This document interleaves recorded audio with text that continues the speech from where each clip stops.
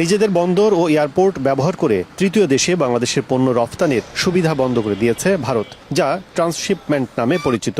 এমন পরিস্থিতিতে চালু হতে যাচ্ছে সিলেট ওসমানী আন্তর্জাতিক বিমানবন্দরে কার্গো সেবা।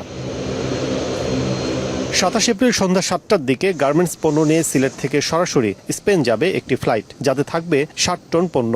এক্ষেত্রে সব ধরনের সেবা দিতে নিজেদের প্রস্তুতির কথা জানিয়েছে বাংলাদেশ বিমান। এটা যেহেতু ইউরোপ বাউন্ড একটা ফ্লাইট, সেখানে ইউরোপিয়ান ইউনিয়নের সিকিউরিটি এবং সেফটি রেগুলেশনস কমপ্লায়েন্স মেনে SCC 3 RA 3 সব কিছু সার্টিফিকেশন করে এবং আমাদের নিজস্ব সার্টিফাইড জনবল দিয়ে এটাকে পরিবহন করার জন্য সিলেট বিমানবন্দরে কার্গোর যে বর্তমান অবকাঠামো আছে, সেখানে ইকুইপমেন্ট এবং জনবলের যে বিষয়টা, সেই বিষয়টা বিমান বাংলাদেশ এয়ারলাইন্স পরিচালনা করছেন। এদিকে সিলেট এয়ারপোর্টের রফতানি কার্গো কমপ্লেক্সে ওয়্যারহাউস সুবিধা সহ অন্যান্য অবকাঠামো নিয়ে সন্তোষ প্রকাশ করেছেন কার্গো সংশ্লিষ্টরা। তবে আরও ওয়্যারহাউসের প্রয়োজনীয়তার কথা বলছেন তারা। এখন যে ওয়্যারহাউস আছে সেটা একটা পর্যায় পর্যন্ত সেই ওয়্যারহাউস ব্যবস্থাপনা চলবে, বাট আরও অনেক বড় পরিসরে ওয়্যারহাউস সেখানে লাগবে এবং প্রাইভেট সেক্টর থেকে কিন্তু কয়েকটা ওয়্যারহাউসের অলরেডি কাজ চলমান আছে, এটা আমি খুব ভালোভাবেই জানি।